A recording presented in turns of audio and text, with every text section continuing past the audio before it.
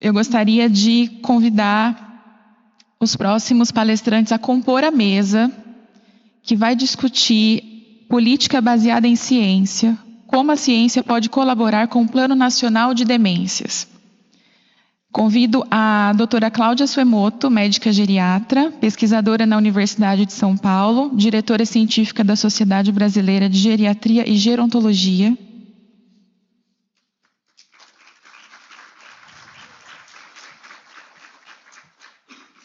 Michel Lourenço, graduado em Ciências Biológicas, mestrado e doutorado em Química Biológica e pós-doutorado pela Universidade Federal do Rio de Janeiro, professor adjunto do Instituto de Bioquímica Médica Leopoldo de Meis.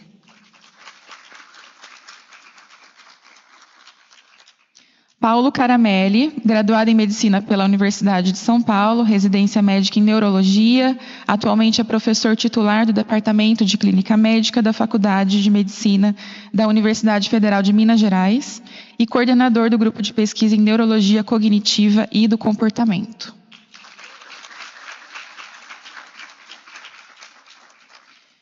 Vai participar de forma online com a gente Alicia Tramujas Vasconcelos Neumann, doutorado em Saúde Pública, com ênfase em Saúde Comportamental e Comunitária pela Universidade de Pittsburgh, nos Estados Unidos, e mestrado em Administração Pública do Terceiro Setor pela Dalhousie University, no Canadá. Atualmente trabalha como pesquisadora em saúde na Gateway Health, organização que atua em parceria com governos no atendimento à população de baixa renda, idosos e pessoas com deficiência. Ela é diretora sênior da Health Services Research Alzheimer's Association. Com a palavra agora. Com a palavra, a doutora Cláudia. Muito obrigada.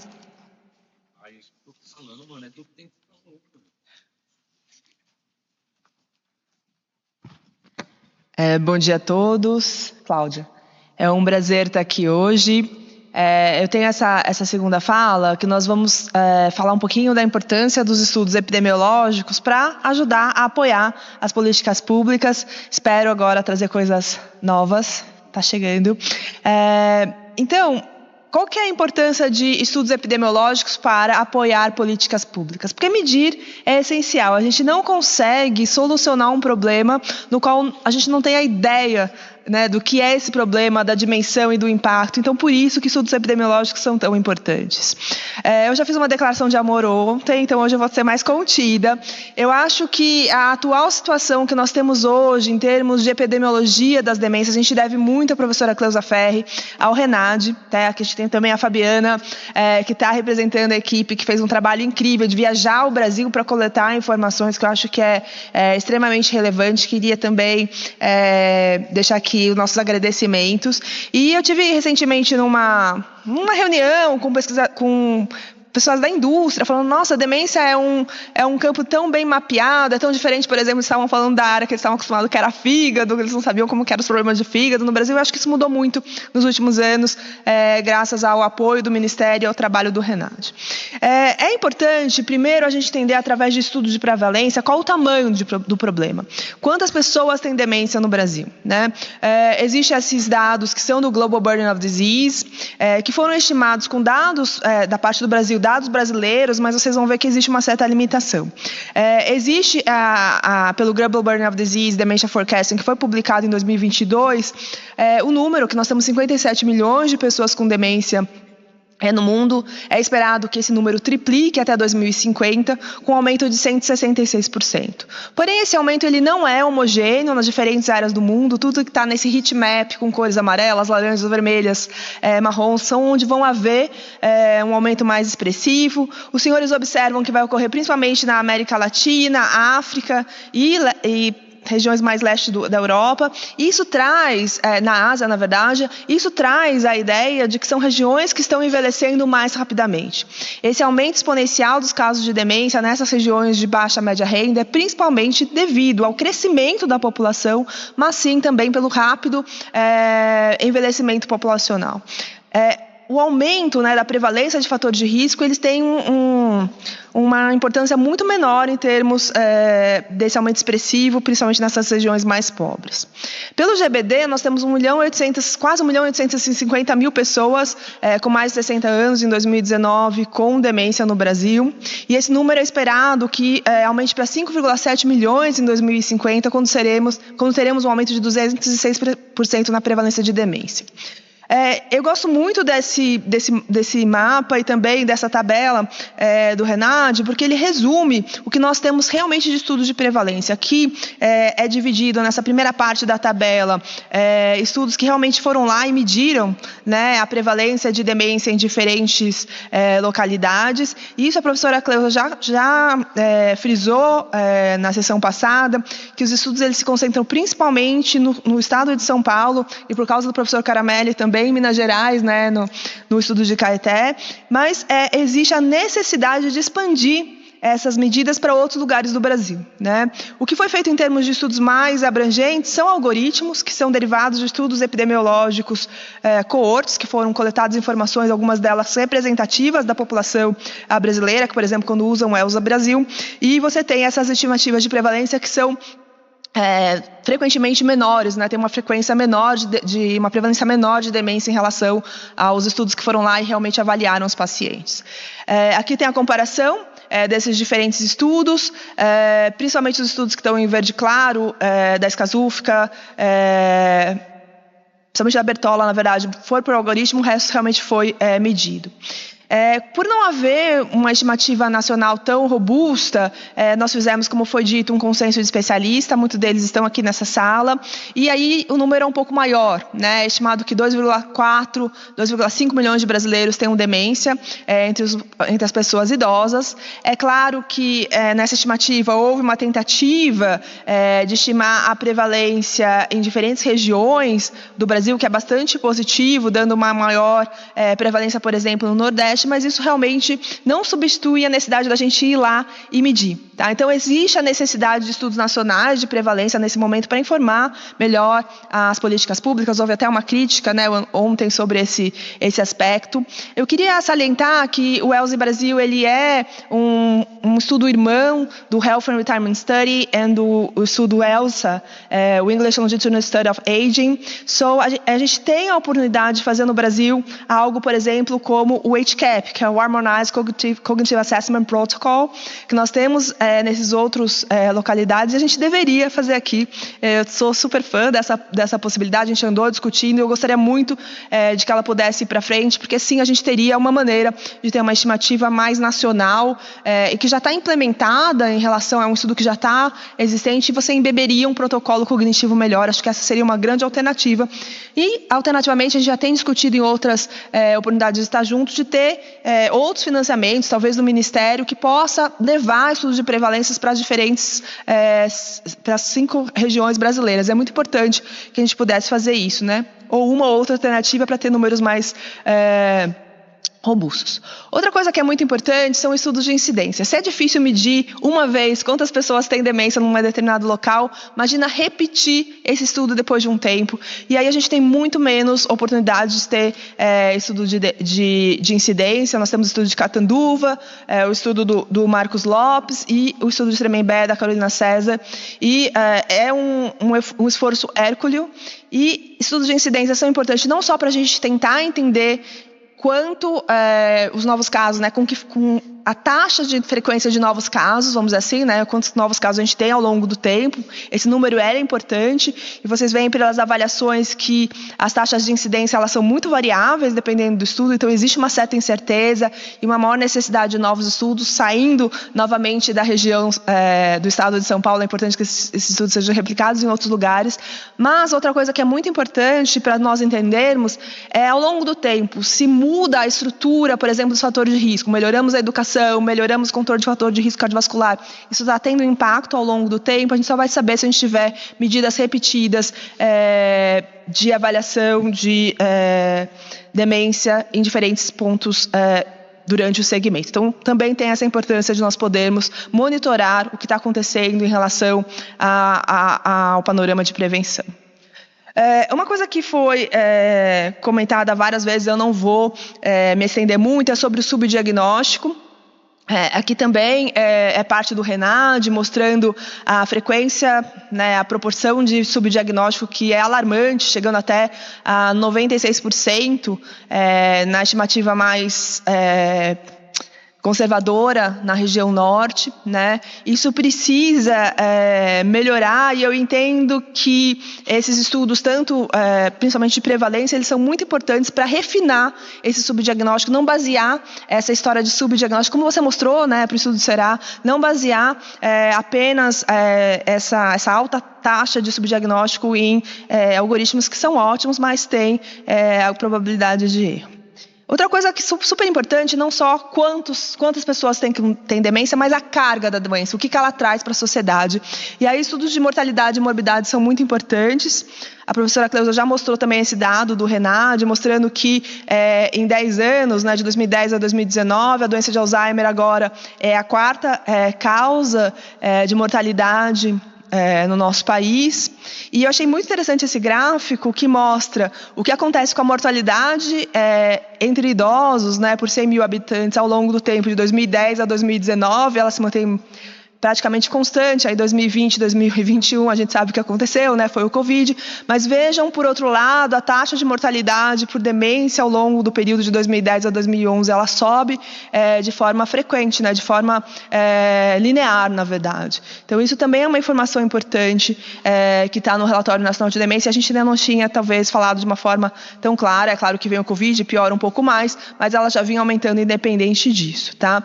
É importante dizer que essas informações sobre mortalidade e também sobre internação hospitalar, que eu vou mostrar a seguir, elas também têm um certo erro, porque elas dependem do médico de aparecer demência em alguma parte do atestado de óbito ou aparecer demência em alguma parte de internação hospitalar. Esse é um trabalho recente que a gente fez e publicou, do Alberto Justo, a Cleusa também participa, no qual a gente usou esses CIDs, né, esses códigos de doenças nos relatórios de internações, e observamos num período de 10 anos, de 2010 a 2019, né? Então acompanha um pouquinho com aquela taxa de mortalidade que eu mostrei anteriormente, que houve uma queda na taxa por 100 mil habitantes de admissões por demência. Então, pelo menos pelo que foi reportado nos relatórios de internação, não houve uma mudança muito grande em relação ao padrão, se foi uma internação eletiva ou de urgência, mas o que a gente observou, e foi de certa forma surpresa para nós, é que embora houvesse uma diminuição, né, das taxas de internação, houve um aumento da mortalidade intra-hospitalar, tanto no geral como por regiões, né, se a gente dividir Sul e Sudeste contra o resto do país. Outra coisa que eu não acabei não trazendo é que essas internações se tornaram mais curtas em comparação ao começo de 2010 a 2019, também mostrando uma diferença de padrão. Bom, outra maneira que estudos epidemiológicos podem ajudar a entender um pouquinho melhor o panorama das demências no Brasil é entender as principais causas de demência, e ainda, por mais que a gente tenha biomarcadores e que esteja avançando, a gente não tem para todos. Então, estudos neuropatológicos, eles são muito importantes para delimitar, né, será que a doença de Alzheimer é realmente a causa mais importante de demência no nosso país? Então, estudos neuropatológicos são muito importantes. Desde 2004, na Faculdade de Medicina da USP, nós temos o Biobanco para Estudos de Envelhecimento. Na cidade de São Paulo, na verdade no Brasil todo, se você morre sem assistência, você tem que passar por autópsia para determinar a causa de óbito. E desde 2004 nós pedimos a doação para as famílias que vêm reclamar os corpos, elas podem doar o encéfalo para estudo. A nossa coleção tem mais de 4.500 encéfalos, desses a gente tem avaliação atualmente, hoje, de cerca de 2.500. A avaliação neuropatológica, ela inclui, né, a visualização das proteínas relacionadas, por exemplo, à doença de Alzheimer. Então, aqui a gente tem placas neuríticas, né, que é o depósito de proteína beta-amiloide no cérebro, e emaranhados neurofibrilares, que também se depositam e são característicos da doença de Alzheimer. Nós temos lesões associadas à demência vascular, como a arteriolosclerose hialina, os infartos lacunares e a deposição deposição de beta-amiloide nas paredes dos vasos. Existe também a deposição de alfa-sinucleína, que é relacionada à demência por corpúsculo de Lewy, mas também à demência da doença de Parkinson. E, mais recentemente, a gente tem a descrição da TDP-43, que está associada a uma doença que chama Leite. Esse é um estudo que nós publicamos já faz um certo tempo, mas na época a gente tinha 1.092 participantes. A média de idade dos nossos participantes é de 74 anos. A gente tem aquela escolaridade que a gente já conversou ontem, né, de apenas 4 anos, e uma alta frequência de fator de risco cardiovascular. 60% da nossa amostra tem CDR normal. E na nossa amostra, demência de Alzheimer é sim a principal causa de demência, como esperado. As outras frequências que tem de outros estudos neuropatológicos de países ricos é por volta de 60% a 80%. A nossa é um pouco menor em termos relativos, porque demência vascular é muito frequente. Tá? Isso que a gente usou um critério bem estrito, não existe consenso neuropatológico para demência vascular, e a gente só usou a presença de infartos lacunares. Se a gente fosse considerar também a presença de aterosclerose hialina, que é a doença de pequenos vasos, que a gente sabe que está associada a pior cognição, praticamente a gente teria um empate entre doença de Alzheimer e demência vascular. A terceira causa é demência por corpúsculo de Lewy. Tá? Então, estudos neuropatológicos são muito importantes. Para finalizar meus últimos minutos, vou falar rapidamente sobre estudos de associações. Eu acho super importante que a gente tenha estudos brasileiros, né, para entender a nossa realidade, que é continental. Esse é um estudo da Alicia, que eu cito várias vezes. Durante o período, por exemplo, esse é um estudo que foi publicado em 2018, então ele avalia de 1983 a 2014. A proporção de idosos alfabetizados no Brasil aumentou muito, né? Subiu de 52% para 77%, que é uma boa notícia. A gente não tem taxas alarmantes, atualmente é ainda melhor do que isso, mas a média de escolaridade da população brasileira é de apenas 5 anos. Então, isso que a gente vê nos estudos do Banco de Cérebros não é exceção para essa geração que está envelhecida agora, né? Já mostrei isso ontem, 25% do banco tem analfabetismo, quase 90% tem atividades não especializadas, o que é bastante diferente de qualquer estatística prévia. Mesmo assim, poucos anos de escolaridade fornecem reserva cognitiva, mesmo quando a gente ajusta para diferentes lesões. Tá? Outra coisa que eu queria falar, acho que educação é bem claro porque que a gente tem que estudar, como é que funciona esses parâmetros aqui, eu trouxe a dieta como um exemplo, porque eu acho que dieta é uma coisa muito cultural.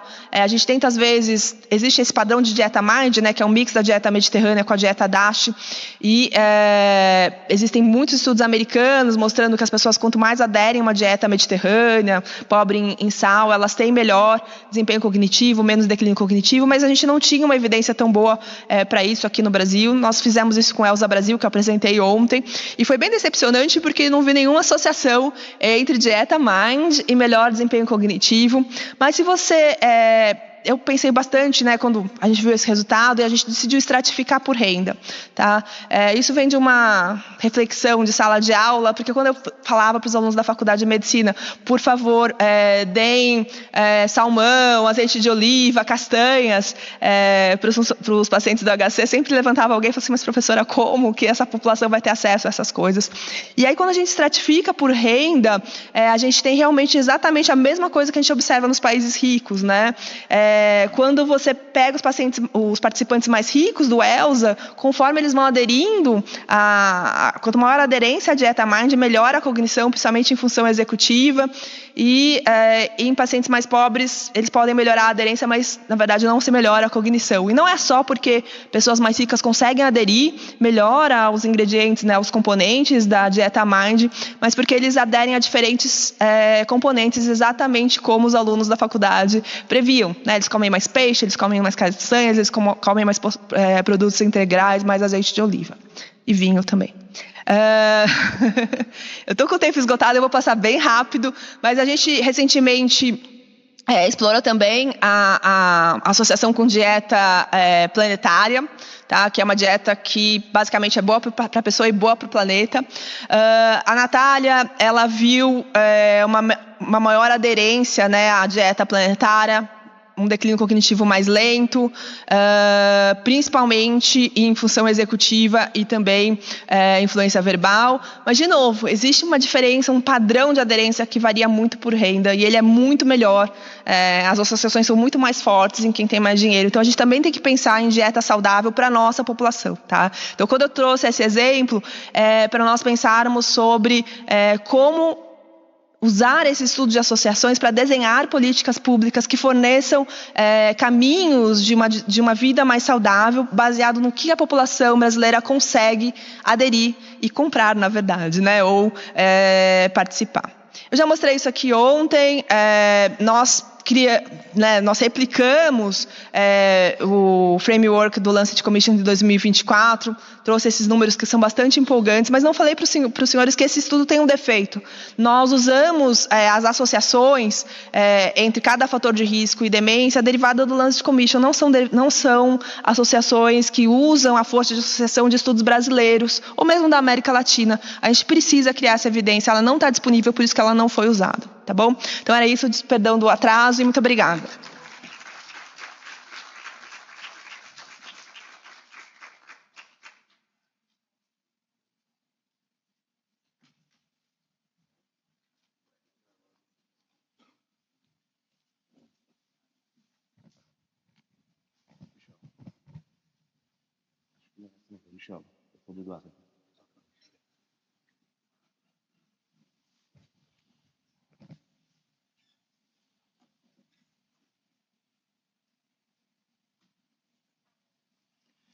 Bom, muito bem. Vocês me escutam bem? Acho que todo mundo escuta bem, né? Bom dia a todos. Eu quero começar agradecendo e parabenizando a Abras pela organização desse evento. Como eu dizia ontem para a Selene, eu acho que é um evento muito necessário, né? Deu para ver que a gente ficou aqui até 7 horas da noite quase discutindo, então havia demanda para um evento dessa natureza, então parabéns Selene, parabéns Abras pela organização e obrigado por ter me convidado para falar um pouco aqui. Eu fiquei refletindo um pouco sobre o que eu deveria mostrar aqui, né? Então eu preparei uma apresentação um pouco diferente da habitual para mim, né, enquanto cientista. E então eu primeiro vou falar um pouco do que a gente faz, né, lá no Rio de Janeiro, no laboratório, e vou botar umas reflexões aqui sobre como eu acho que a gente tem que pensar na ciência como uma contribuinte essencial de um Plano Nacional de Demência para o nosso Brasil, né? Então, eu sou o Michel, eu sou professor do Instituto de Bioquímica Médica na UFRJ, atual diretor adjunto de pesquisa. Bom, falou-se muito ontem aqui do Rio Grande do Sul, falou-se também do Ceará, né? Então, vim fazer um pouco de propaganda da minha cidade, que é o Rio de Janeiro, e que eu sou um carioca orgulhoso, de certa forma, né? Bom, infelizmente, o campus da UFRJ, onde eu trabalho, não fica em Botafogo, então eu não tenho essa vista aqui, né, nem perto dela. Embora a UFRJ tenha um campus em Botafogo, o nosso campus fica na Ilha do Fundão, que, para quem já foi ao Rio de Janeiro, é perto do Aeroporto Internacional do Galeão, né? Então, esse é o prédio do Hospital Universitário, e o prédio onde eu trabalho fica exatamente em frente a esse prédio, perto da linha vermelha e perto do aeroporto Galeão. Mas é interessante mostrar essa foto porque a gente tem linhas de pesquisa bastante fortes, né, de integração básico-clínica. Então, temos um prédio de pesquisa básica que fica em frente ao hospital universitário e isso é bastante interessante, né? E o que a gente faz lá, né? Então, eu faço pesquisa translacional, meu laboratório é dedicado a entender o que acontece no cérebro para causar perda de memória na doença de Alzheimer e, claro, tem um caminho e diferentes abordagens a se tomar nesse sentido, né? Uma é de entender o que está acontecendo em termos de moléculas e interações celulares para a gente pensar no circuito e pensar o que está acontecendo com a doença de Alzheimer no humano, né? Então, a gente usa essa pirâmide, digamos assim, em que a gente tenta integrar estudos, desde estudos em células até estudos com amostras de pacientes para tentar entender esse cenário complexo que é a doença de Alzheimer e também as suas desordens relacionadas, né? Então, um pouco disso. A gente usa célula, a gente usa amostras de pacientes, amostras de tecido, generosamente cedidas pela colaboração com a Cláudia Suemoto, que acabou de falar, e temos feito também um pouco de estudos, iniciados estudos em biomarcadores plasmáticos, que é um assunto bem relevante atualmente. Bom, eu acho que não preciso pregar aqui para convertidos, né, de que a pirâmide etária já não é mais uma pirâmide, especialmente no Brasil, né? A expectativa de vida está aumentando, o que é ótimo, né? Ótima notícia, mas que traz consigo essa questão do aumento de doenças crônicas, de doenças relacionadas ao envelhecimento e, claro, demências constituem parte desse cenário, né? E é claro que os brasileiros estão envelhecendo e o objetivo, na verdade, é envelhecer de uma forma saudável, com good vibes only, né? E não de uma forma mais preocupante. Então, é por isso que a gente tem que estudar e contribuir para saber o que está acontecendo na população brasileira, né? Essa foi uma matéria feita alguns anos atrás pelo jornal o Globo, e eu não disse exatamente essa frase para repórter na época, mas eles colocaram isso como título, né, da matéria, e eu acho pertinente, que acabou ficando pertinente. Às vezes a gente fica um pouco preocupado quando a gente dá entrevistas assim, para jornais, porque os jornalistas às vezes modificam um pouco o que a gente fala, mas no caso a Ana Lúcia Azevedo é uma ótima repórter e jornalista, e esse título ficou muito pertinente porque a gente não pode considerar, como já foi dito aqui, que envelhecer significa estar condenado a ter demência, né? E a gente não pode considerar também que perda de memória é um fenômeno natural do envelhecimento. Então a gente precisa de intervenções e a gente precisa conhecer o tamanho do nosso problema, que a gente não conhece muito bem. Felizmente, antes de nós conhecermos o tamanho do problema, nós já estamos tomando soluções, né? Adotando soluções, e muito me animou, né? Muito me entusiasmou ver ontem aqui a dimensão da amplitude de soluções que têm sido discutidas e que muitos têm contribuído de forma muito importante. A professora Cleusa aqui, por exemplo, já foi muito falada aqui, né? E eu acho que isso culminou nesse plano, nessa política nacional de demência, que eu venho falando em outras ocasiões, é muito genérico. É muito genérico, como tem que ser, inclusive, uma lei ampla nesse sentido, mas que dá diretrizes ao mesmo tempo para a gente pensar no que a gente vai fazer de específico e no que o Estado vai fazer, quais políticas que o Estado vai adotar em termos específicos.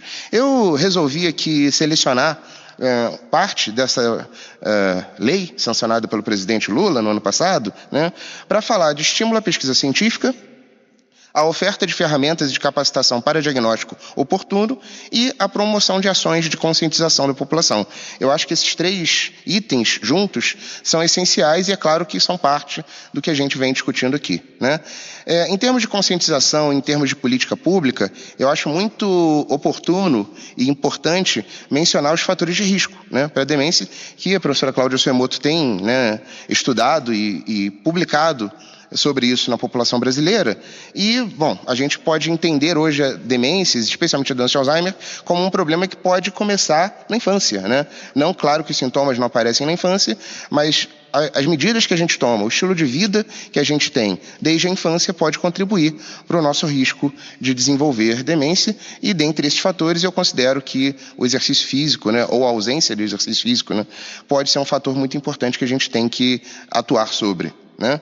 Então, novamente aqui, acho que todo mundo vai sair com essa imagem na cabeça, se já não tínhamos, né? Porque ela foi mostrada diversas vezes aqui, mas é muito importante que a gente entenda e utilize políticas públicas para modificar esse cenário. Então, isso é uma coisa que a gente tem que conversar e implementar de forma bastante efetiva, né? Então, falando de fatores de risco, eu gosto muito desse estudo da JAMA de 2019, que mostrou que mesmo pessoas com risco genético considerável para a doença de Alzheimer, para a demência, na verdade, são beneficiadas pela mudança do estilo de vida, né, pelas intervenções, nesse caso aqui, intervenções multimodais, né, que incluíam exercício, mudança no padrão de alimentação, também atividades cognitivas, parar de fumar, controlar o consumo de álcool, né? E o que a gente vem trabalhando lá no laboratório específico é mais com exercício físico, né?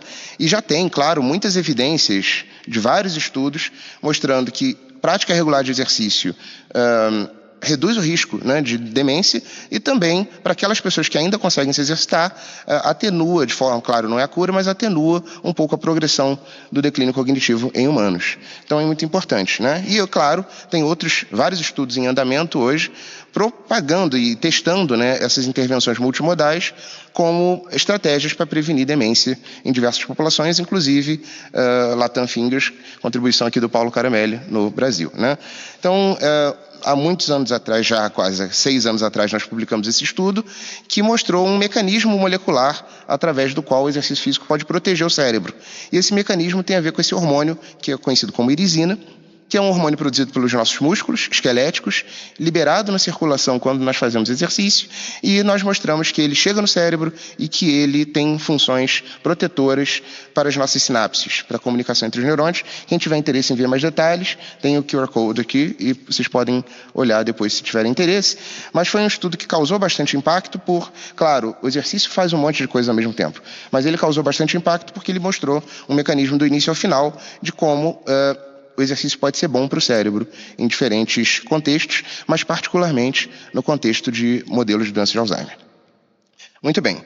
Hoje a gente já tem um monte de terapia para a doença de Alzheimer, né? Desde os clássicos, né, anticolinesterásicos, inibidores de colinesterase, até os mais recentes, né, as imunoterapias, lecanemab, donanemab.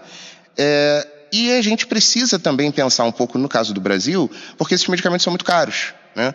Então a gente precisa saber quando que a gente vai usar esses medicamentos. E obviamente esses medicamentos não são para todo mundo, né? É claro que isso gera uma certa euforia de que estamos avançando e temos novas possibilidades de tratamento, mas a gente precisa ter muito cuidado, e acho que tem se feito um esforço até da ABN, né, da Academia Brasileira de Neurologia, para estudar esse assunto, mas a gente precisa saber quem vai ser beneficiado por isso. E, claro, para isso a gente precisa realizar rastreio, né? Só com uma análise cuidadosa que a gente vai conseguir saber quem são as pessoas que podem ser beneficiadas por essas abordagens, né?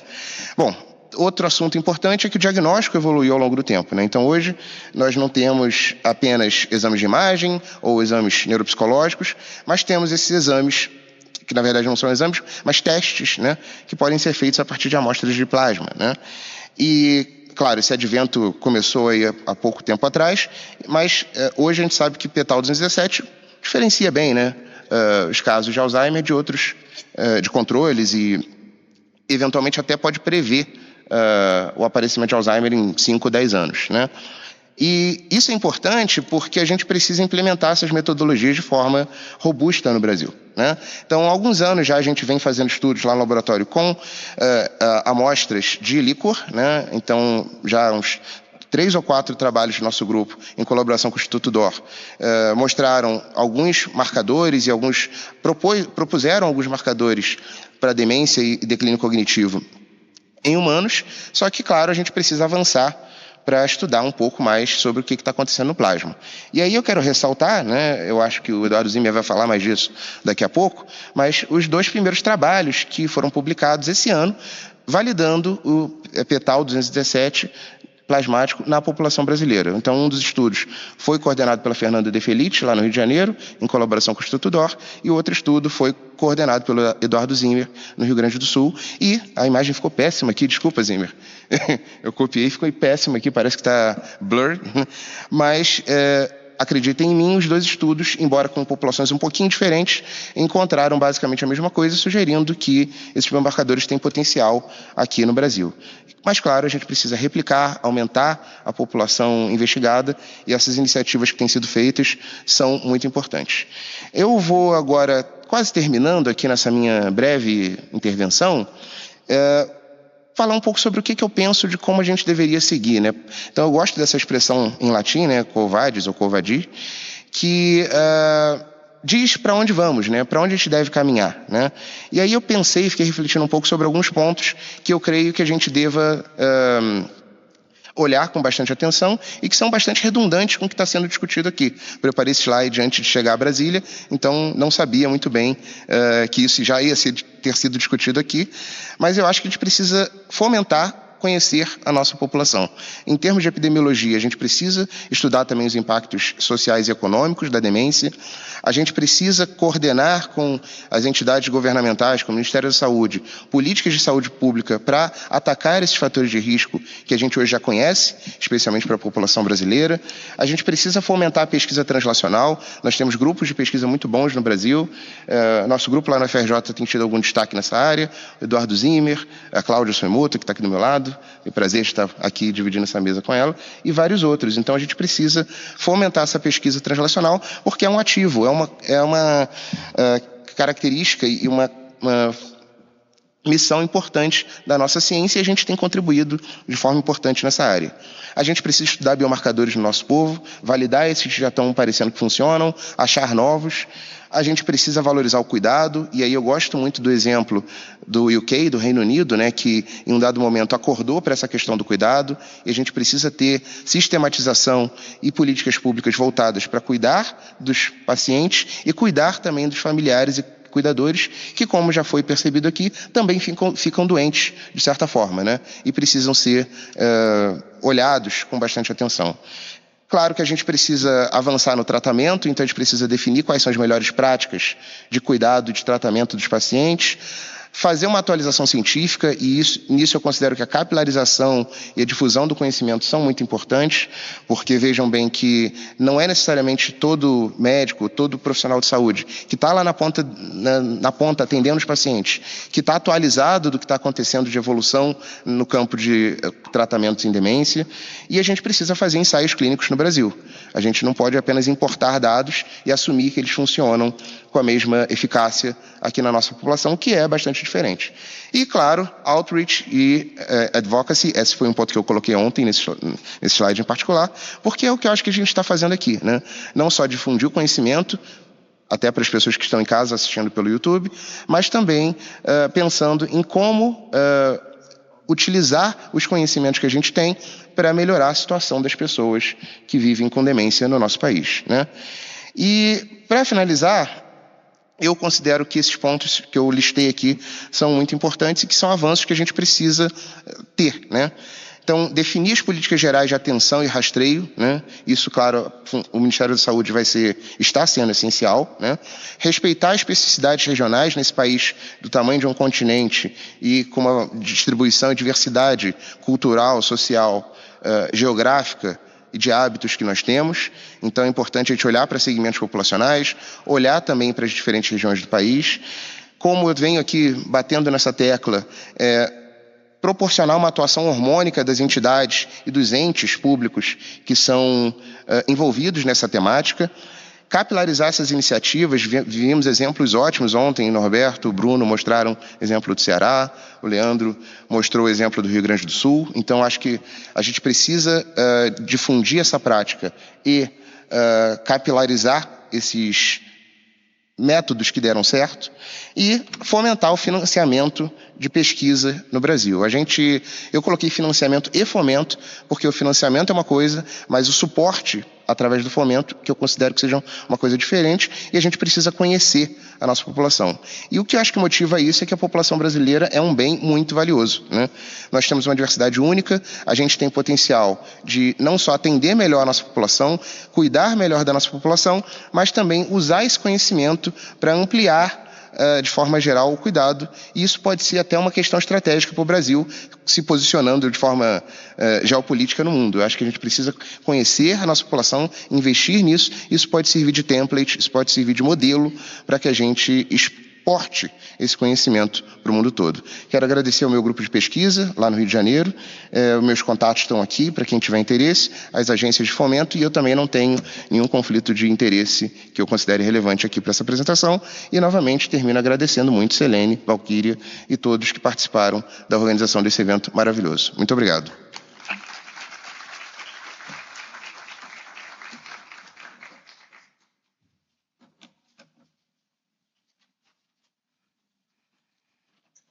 Não tem nada.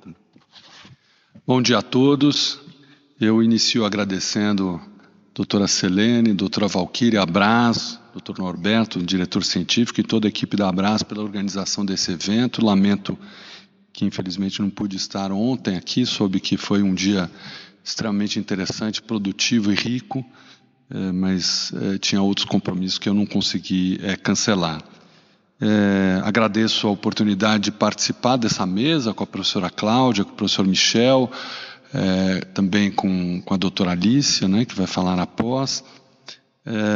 Eu não planejei trazer slides e, curiosamente, ao ouvir as duas apresentações anteriores, eu acho que foi bom não ter trazido, porque eu acho que, de certa forma, há uma grande sobreposição, o que é natural e, até certo ponto, tem um aspecto interessante do ponto de vista de mensagem, com o que foi dito anteriormente.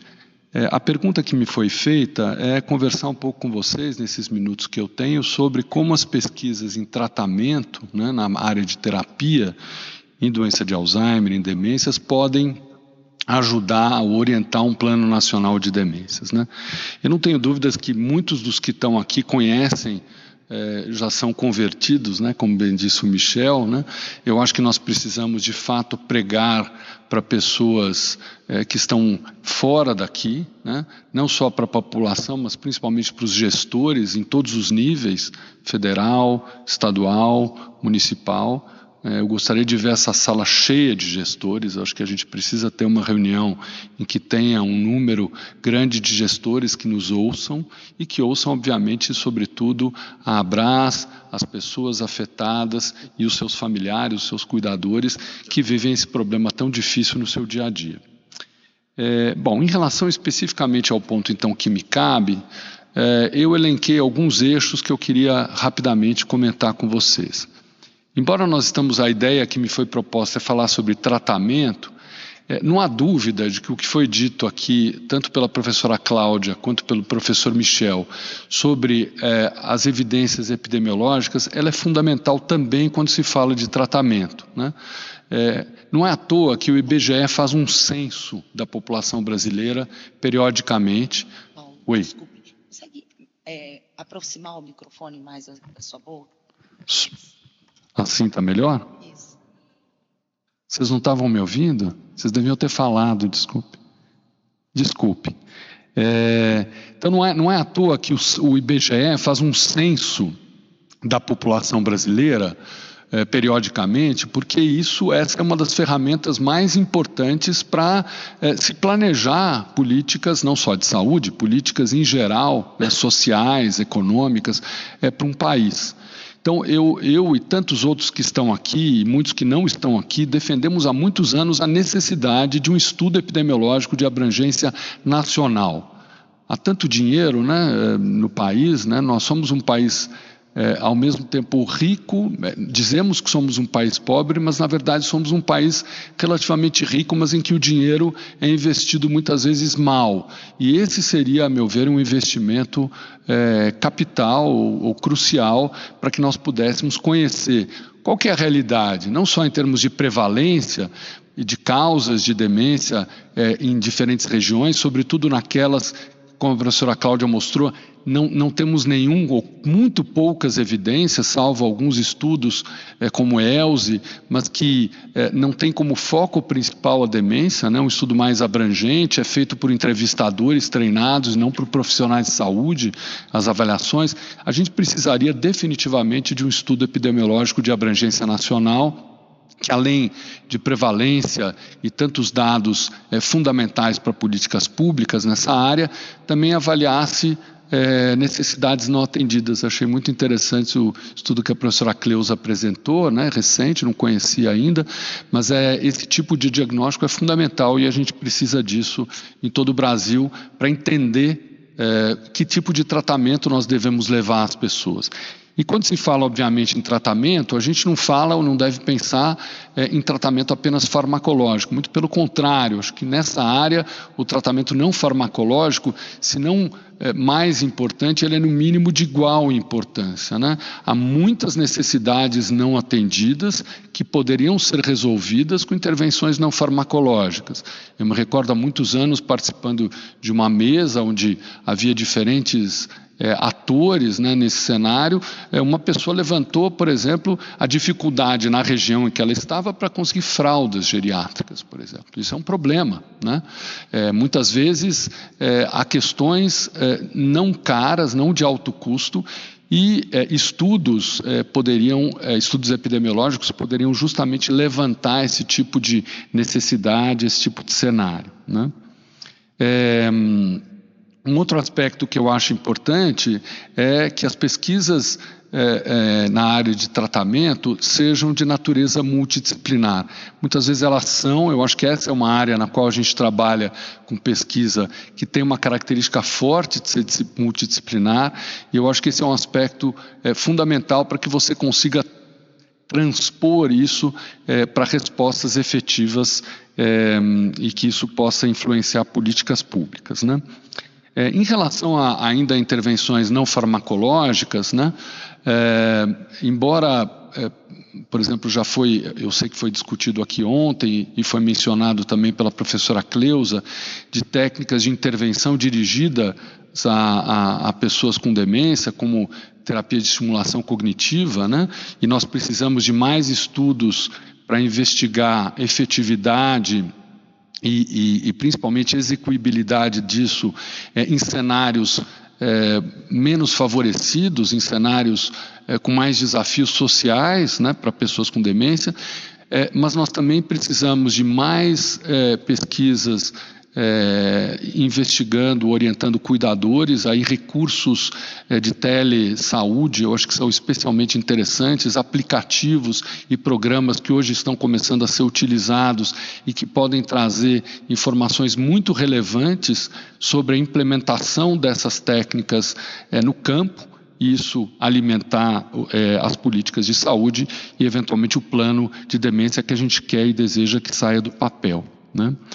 E também, por último, na questão da intervenção não farmacológica, eu acho que a gente vive um momento hoje de percepção de que as demências são multifatoriais, né? A maior parte ou uma boa parte dos casos de demência não são causados por uma única doença, sobretudo nos indivíduos mais idosos. Então, quando você olha a fatia da população de pessoas com 80 anos ou mais, a comorbidade patológica, a associação de duas ou mais doenças, doença degenerativa com doença vascular ou mais de uma doença degenerativa, Alzheimer e outras, é a regra e não a exceção. Então, a gente sabe hoje que se amanhã surgisse algum tratamento revolucionário para curar a doença de Alzheimer, o problema da demência não estaria resolvido. Não só pelo fato de que você tem muitas pessoas com demência que não se beneficiariam em função do estágio em que estão no seu processo, quanto pelo fato de você ter muitas outras condições associadas que contribuem para o quadro clínico. Então, o foco na prevenção, como foi bem colocado aqui, de conhecimento dos fatores de risco e de intervenção sobre esses fatores de risco, é uma fonte de pesquisa, um campo de investigação fundamental. Há iniciativas no mundo todo, né? Foi mencionado aqui pelo professor Michel do estudo Fingers. O estudo Fingers é um estudo que ocorre em todos os continentes. Aqui na América Latina, 12 países participam. É uma iniciativa financiada pela Alzheimer's Association, né? Que é uma entidade dos Estados Unidos, mas que tem um papel internacional e que propiciou essa rede, né, de pesquisadores interessados no mesmo tema, nesses 12 países e que vem acompanhando pessoas que têm fatores de risco para demência, ou seja, eles têm um risco elevado de desenvolver demência e verificando se intervenções sobre aspectos nutricionais, atividade física, estimulação cognitiva ou treino cognitivo, controle clínico, controle medicamentoso, se isso tem um efeito em reduzir a incidência de declínio cognitivo, em reduzir a incidência de demência. Esse é um estudo que teve um financiamento caro, mas é interessante porque na América Latina esse estudo ele custou em torno de 5 milhões de dólares. E o estudo norte-americano, que foi publicado agora no meio do ano, o estudo Pointer, que também faz parte dessa mesma rede, custou 50 milhões de dólares.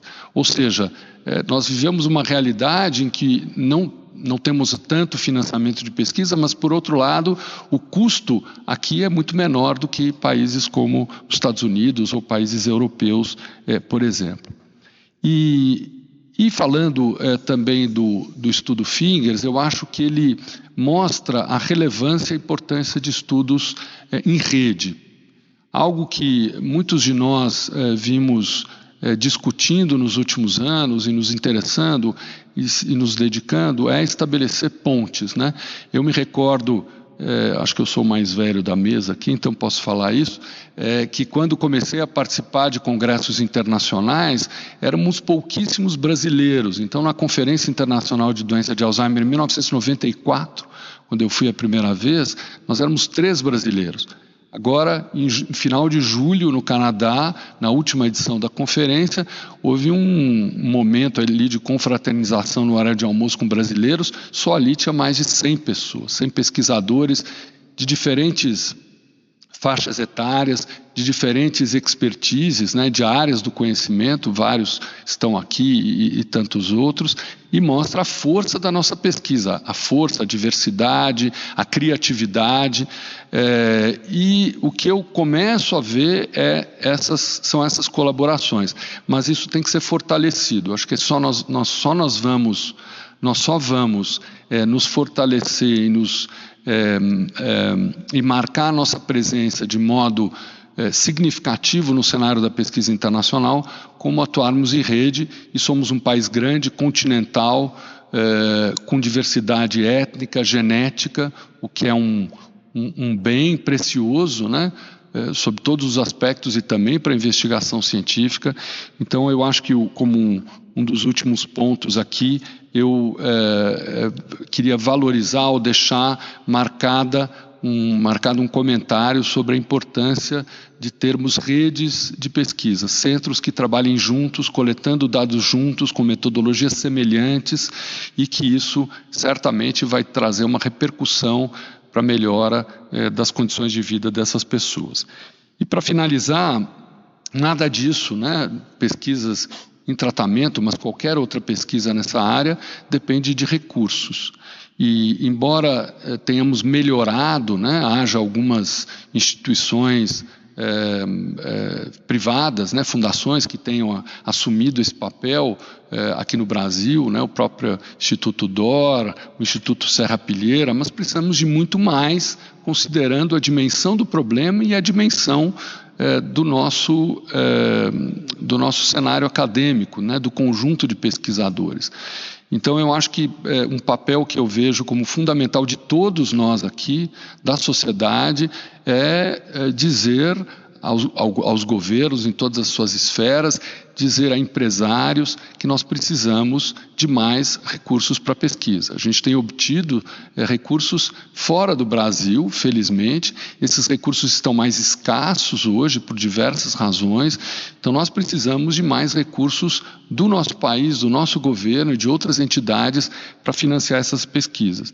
E eu finalizo, né, eu tenho um sonho, quem sabe um dia a Abras consiga, além do trabalho maravilhoso que faz, né, junto a familiares e junto à comunidade, quem sabe financiar a pesquisa, né? Não sei se isso é uma coisa que está nos planos futuros, né, na política nacional da Abras, mas quem sabe um dia a Abras possa fazer, por exemplo, o que faz a Alzheimer's Association, né, que tem recursos da ordem de 300 milhões de dólares para pesquisa científica na área. Isso traz uma contribuição e faz uma diferença enorme, mas obviamente que a Abras precisa também de apoio para poder fazer isso. Ela não planta dinheiro, ela precisa de parceiros, de empresas, de doadores, de pessoas, de instituições que acreditem, financiem, e esse dinheiro sirva, além do que já é feito com ele, também para financiamento de pesquisas na área.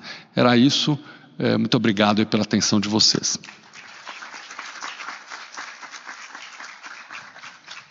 Muito obrigada a todos os palestrantes da mesa aqui presentes.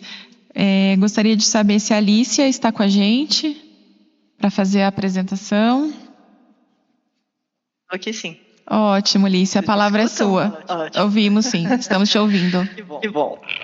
Muito obrigada. Eu quero começar agradecendo, né, imensamente o convite da Abras, né, da Selene e a equipe, porque infelizmente não posso estar aí pessoalmente nessa vez, mas assim que eu manifestei meu interesse em participar, mas não poderia estar pessoalmente, já fizeram um arranjo para eu estar aqui online.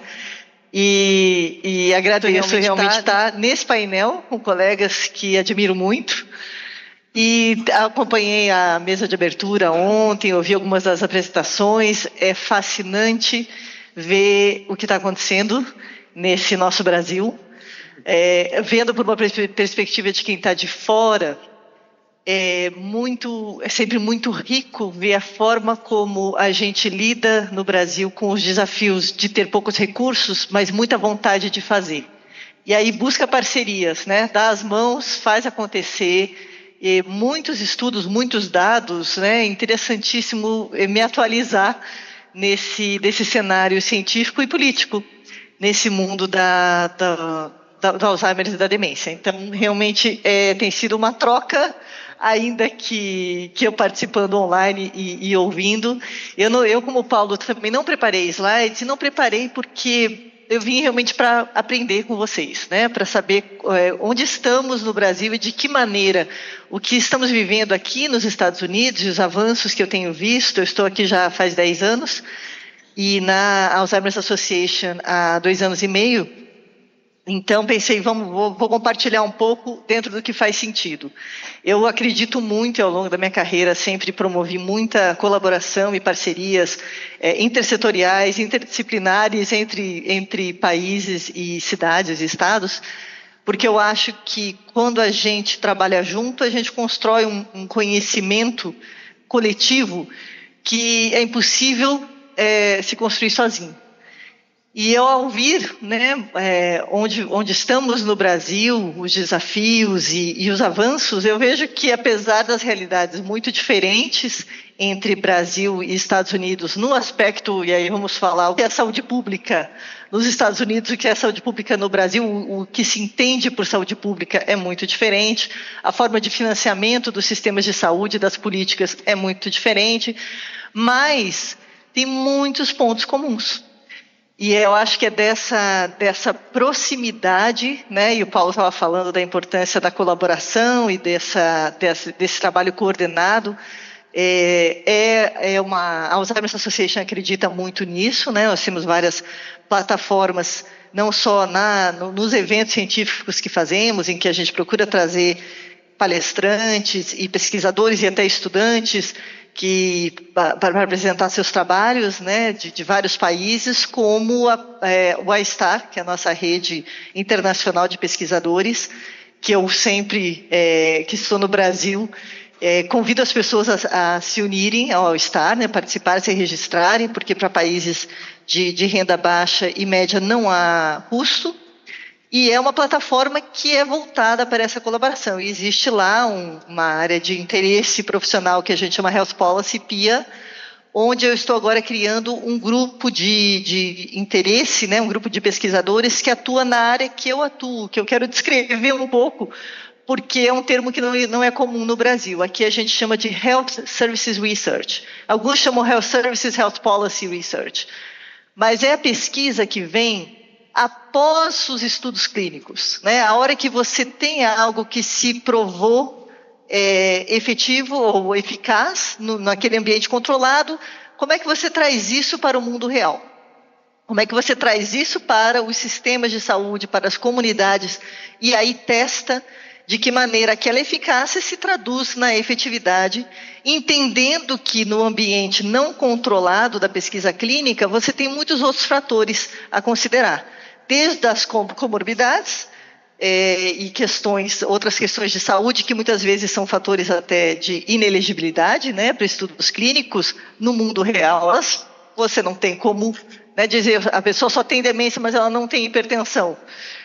Não, ela tem tudo. E aí, como é que você considera as comorbidades? Como é que você considera as questões não clínicas, as questões sociais, que a gente sabe impactam não só no acesso a novas intervenções e métodos de diagnóstico e tratamentos, como também na adesão e nos resultados. Health Services Research também atua muito no entender como está sendo a experiência das pessoas atualmente nos cuidados em saúde, e aí a gente olha a jornada, né, nesse caminho do cuidado, desde a prevenção, passando pela detecção, diagnóstico, tratamento, modelos de cuidado, se estão disponíveis, né, um cuidado mais coordenado. Vocês falam em cuidado integral. No Brasil, a gente fala muito em cuidado coordenado aqui, mas a ideia é a mesma, é como é que a gente ajuda essas pessoas a terem um plano de cuidado que é voltado ou alinhado a seus objetivos, aquilo que importa para eles, e ajuda eles a navegarem o sistema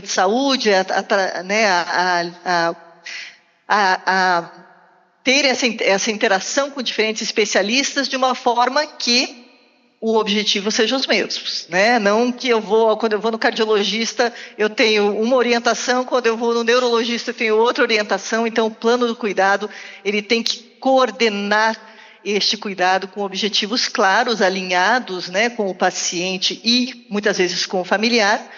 E a gente vai olhando nessa trajetória até o final de vida, como está sendo o cuidado no final de vida. O Health Services Research é a pesquisa em que a gente estuda isso e aí busca informar os tomadores de decisão, e aí a gente olha principalmente no nível dos provedores de saúde, sistemas e políticas públicas, em onde estão os desafios, onde estamos vendo disparidades e onde as coisas estão funcionando. Né? O que está funcionando, o que está sendo efetivo para quem, em quais condições. Uma outra área que a gente atua também é a parte de ciência da implementação.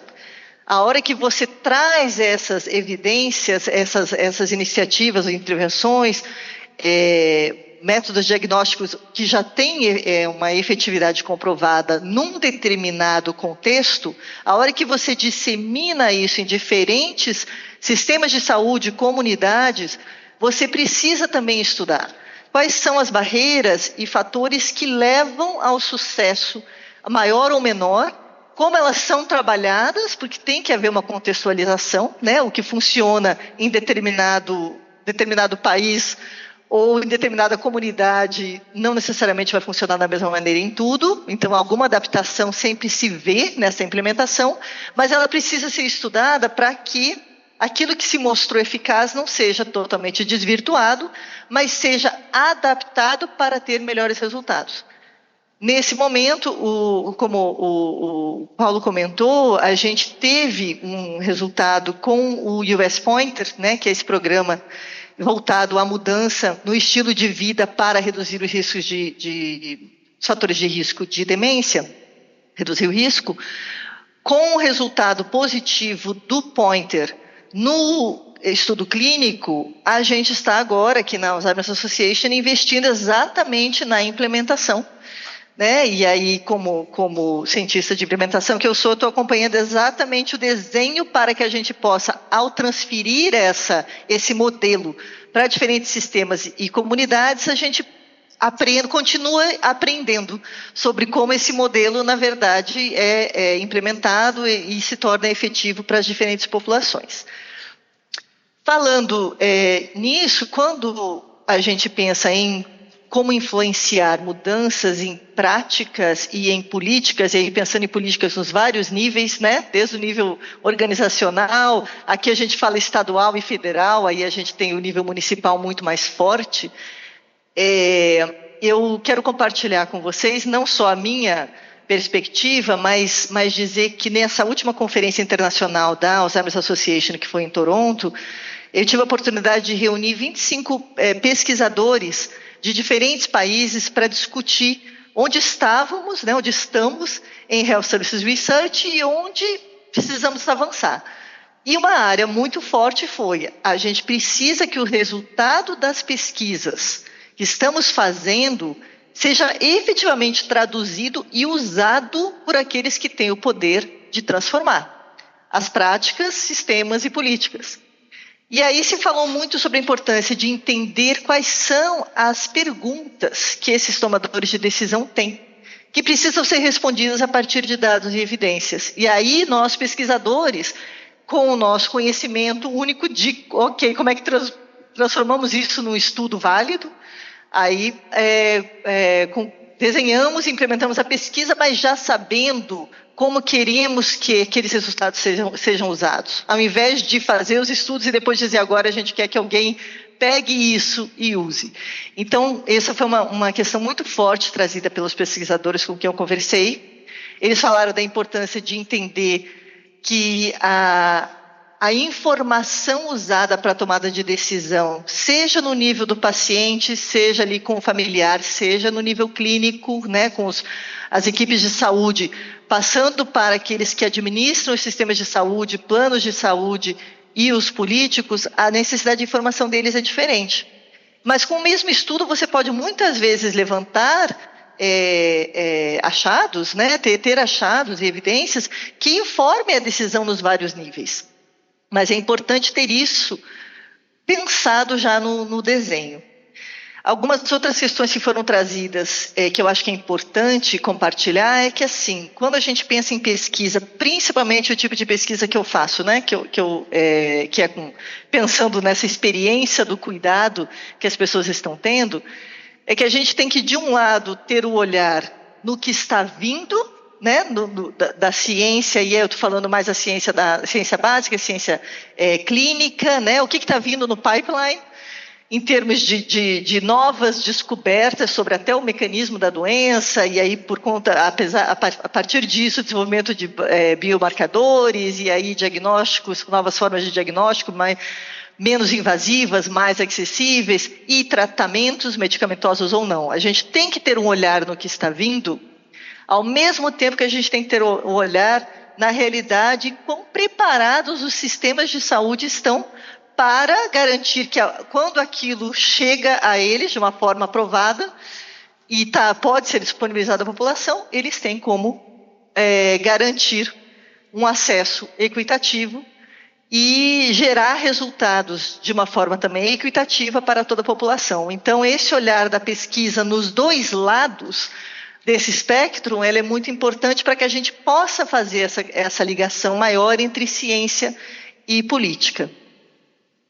E, por fim, trazer a voz daqueles que têm a experiência de vida com a doença, e a gente fala muito em lived experience aqui, para não só nos ajudar a compreender a realidade, a gente faz muitas pesquisas qualitativas, né, com essa população, mas trazer eles para o desenho das pesquisas que estamos fazendo, de modo a identificar os resultados que a gente quer com base naquilo que importa para eles.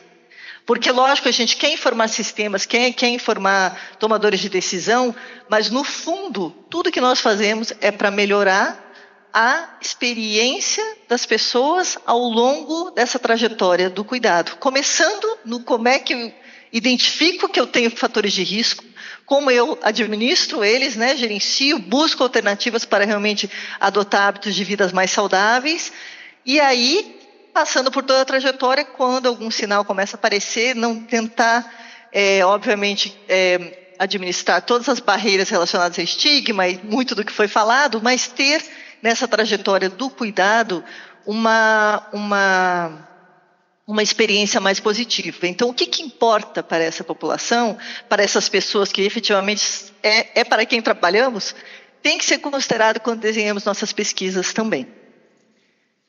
Eu não sei quanto tempo eu já falei, nem quanto tempo eu tenho. Eu não estou vendo ninguém, só eu mesma. Então, vocês, por favor, me orientem como é que eu estou, porque eu posso continuar falando, mas também estou super aberta a ouvir vocês e responder qualquer questão que vocês tenham.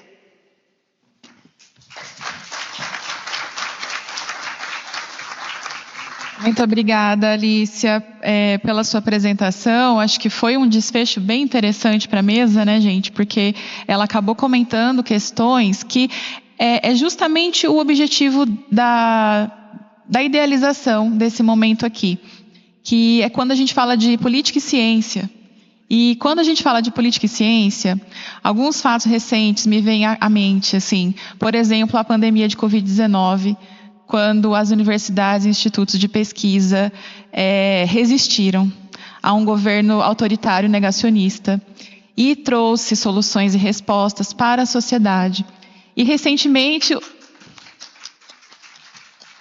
enquanto pesquisadores e universidades estavam sendo ridicularizados, né?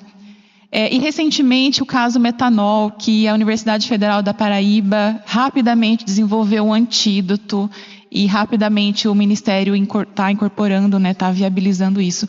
Então, assim, só destacar que a ciência, ela, bem feita, ela está a serviço da sociedade, deve estar a serviço da sociedade, que foi isso que a Alicia trouxe aqui, né? E do interesse público, independente de quem é o governo. Então, isso é importante falar. E, assim, o financiamento é a tônica de tudo, né, que a gente faz. Assim, é a nossa grande demanda. A gente precisa de editais temáticos, a gente precisa que os ministérios, secretarias criem demandas para o CNPq, para a CAPES, fazer esses editais. E quando a gente convida gestores para esse evento, é esse encaminhamento que a gente quer. A gente quer que vocês levem isso para o espaço de vocês, que é onde vocês tomam decisões, e aqui estão as demandas que todos nós estamos colocando aqui. Né? Muito obrigada a todos. Outro ponto é o dado. Dado, informação, conhecimento é poder. E a gente precisa coletar dado, a gente precisa de autorização para coletar dado de forma ética, e muitas vezes essa autorização é negada. Tá? E liberação, acesso aos dados. Nossos sistemas de informação em saúde têm muitos dados, né? São sistemas bem robustos, historicamente respeitados, têm dados abertos, mas nem todos estão abertos e nem todos os dados estão bem coletados e acessíveis para que a gente faça pesquisa de forma independente, né? Que os nossos grupos possam trabalhar de forma independente. Então, assim, esses são os pontos assim, que eu queria só acrescentar, porque foi muito boa. Acho que a gente pode encerrar a mesa e agradecer a vocês. Muito obrigada.